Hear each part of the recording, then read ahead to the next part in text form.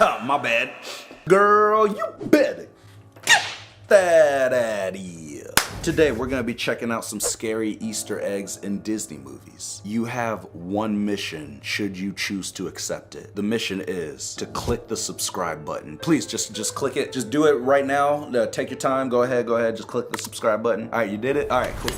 And yeah, comment down below your favorite Disney movie. Mine is definitely The Lion King, baby. Simba, Circle of Life, you know what I'm talking about. Hakuna Matata, baby, it means no worries. But yeah, comment down below, let me know. And let's go. Hello, TikTok. Are you ready for Disney nonsense that nobody asked for? What's up with Today's your subject hair? of interest, a Goofy movie. I call this the Chad Saga. It's a journey. Oh, they're so cute together. Anyway, so it all starts here during the opening number. After today, everybody loves it. And then we have these two, and then enter him. Behold, Chad. His name is actually Chad, by the way. Remember this face! So first, we have this opening scene. Two ladies right here. He's already hitting on this one, who's actually voiced by Julie Brown, who also voiced Minerva Mink, and Julie Bruin. I have too many facts that no one cares about. Either way, just remember these two. That's all you need to know. All right. So then everybody celebrates their graduation, the bell rings, and then bam! Chad is with his lady. Everything seems fine in the world. Sure, Chad and the lady are hitting it off. And then the scene continues. We're just a few seconds into it. What could go wrong? Max is living his sort of best life. He falls. Okay. Embarrassment to the school. All right, that's fine. And then bam! Chad has already moved on with another woman in less than 10 seconds. Dang, Chad. Chad gets around. Or Chad has a twin. I don't know. It is a Disney Easter egg. And Chad, you moved on to a new girl. Like, this girl was just hatched. Everybody cancel Chad. Shocking conspiracy theories about Disney movies, part 2. And today we're going to be talking about Nice accent. Frozen.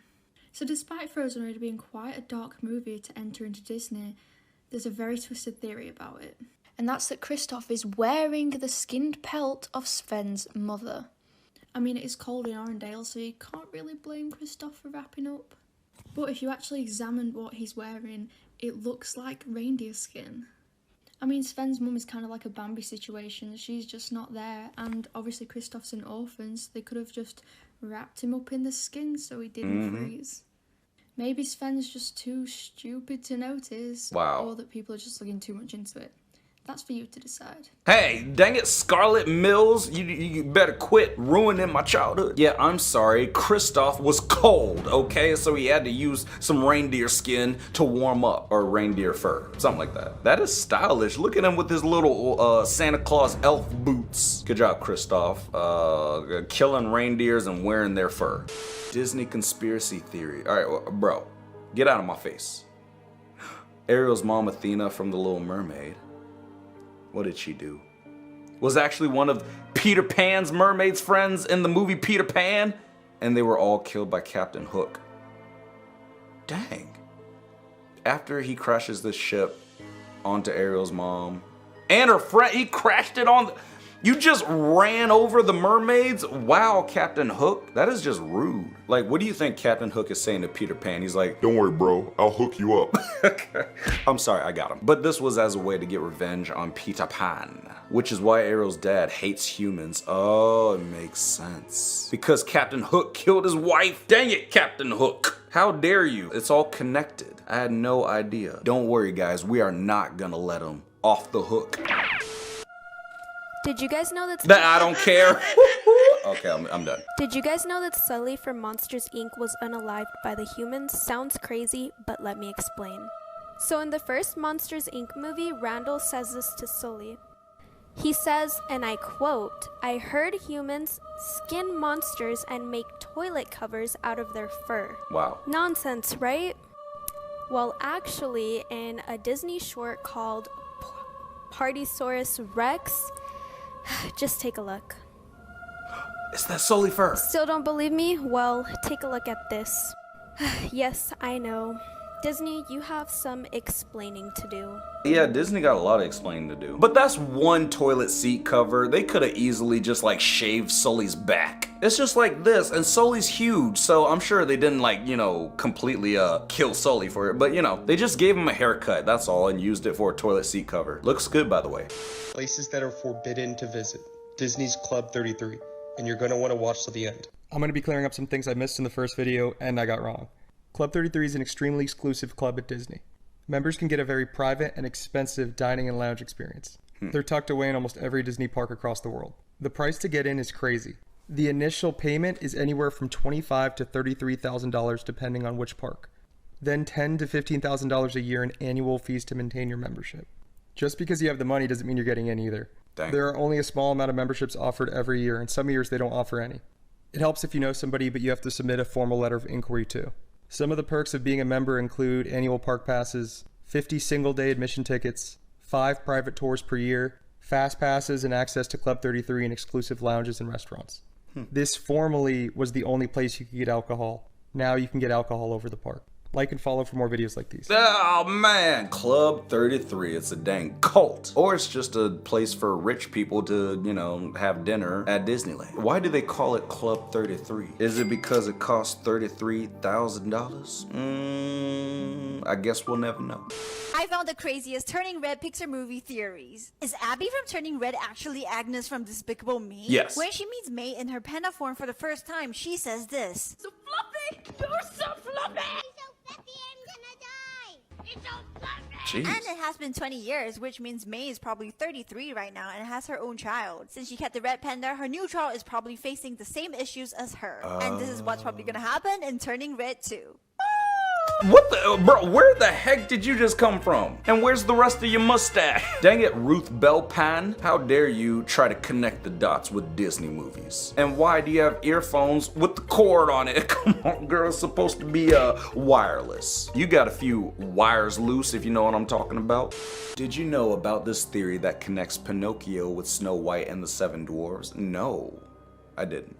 If you've seen Pinocchio, then you probably know Geppetto as Pinocchio's father. What if I told you that Geppetto was in Snow White and the Seven Dwarfs? Was he? The theory is that Geppetto used to be one of the seven dwarves, that dwarf being Dopey. Dopey is very different from the other dwarves in both the way he looks and acts. True, he's human. It's believed that the dwarves found Dopey abandoned as a baby and took him. Wow, you kidnapped him. As Dopey grew older, he realized he wasn't a dwarf like his brothers, so he left for Italy and changed his name to Geppetto. Geppetto and Dopey have very similar features, like their big blue eyes and their red noses, and they also have similar mannerisms. They do be looking the same. I mean, they look the exact same. That's crazy. What do you think about this theory? Do you think Dopey could have grown up to become Geppetto? I mean, sure, anything's possible. I don't know. Or they used the same animators and the animators got lazy, so they drew different characters to look kind of the same. Either way, man, they both look pretty dopey, so yeah. Rapunzel is Cinderella's stepmom What? theory. So we all know that Rapunzel had 2 kids. But when you look up her kids' names, they go by Anastasia and Drizella. Who are they, you may ask? Well, they are the evil stepsisters in Cinderella. And yes, this Cinderella's evil stepsisters are Anastasia and Drizella. No! So if these 2 are Cinderella's stepsisters and this is a stepmom, then that would make Rapunzel the evil stepmom. So that would mean Rapunzel learned her evil ways from her. What? No, Rapunzel would never turn into the evil well, I guess she did. Dang it, Rapunzel, you have one job. Put down that pan. I love how that was her favorite weapon. She was just knocking people's block off with a skillet. Scary truth about Finding Nemo. Okay. So everybody knows Finding Nemo is about a father looking for his son. But actually, that is not true. Nemo in Latin actually means nobody. So the name of the movie is Finding Nobody. So, in reality, Nemo was never real and was just made up from his dad Marlin's imagination. He did this to cope with the loss of his wife and his almost children. And all the characters that Marlin meets actually help him to become less paranoid. The sharks taught him that threats aren't always life-ending forces of nature, so worrying about the little things is no way to live life. The turtles taught him that he cannot be in control of everything going on in his life, and that life is going to throw you curveballs, and you just have to react in the moment. Finally, Dory teaches him his biggest lesson yet, and that is to enjoy the moments you have instead of worrying about every little thing. Yeah, that sounds about right. Or Nemo was real and Nemo has like a different meaning, like, you know, in a different language or something. I don't know. You telling me he traveled the whole dang ocean to find nothing? Come on, man. What a waste of time. Disney fairy tales you grew up on were actually not what you think they were. Here are the real stories behind these fairy tales and their gory endings. Okay. Number 1. Snow White. What we saw. The queen unalives falling down a cliff. Snow White and her Prince Charming were married after he saved her life and lived happily ever after. The original ending. The evil queen is invited to the wedding, where she is forced to put on hot iron shoes and made to dance until she unalived. What we have known of Snow White and the Seven Dwarfs is nothing like the sadistic end of the original version by the Brothers Grimm. The queen tries to unalive Snow White not just once but twice. After the prince saves Snow White from choking on the apple, they decide to get married. The two then invite the queen for a sadistic revenge that will ultimately take her life. If you enjoy this... Hey, all right, jeez, that voice came out of nowhere. That's just evil. Yeah, I do not want to know the real life, like, endings or, like, you know, what these Disney movies were based on. They're a lot more, yeah, how do you put this? Nasty. And what the heck is that? But if you enjoyed this video, then go ahead, give it a like. And yeah, I'ma see ya in the next one. Peace.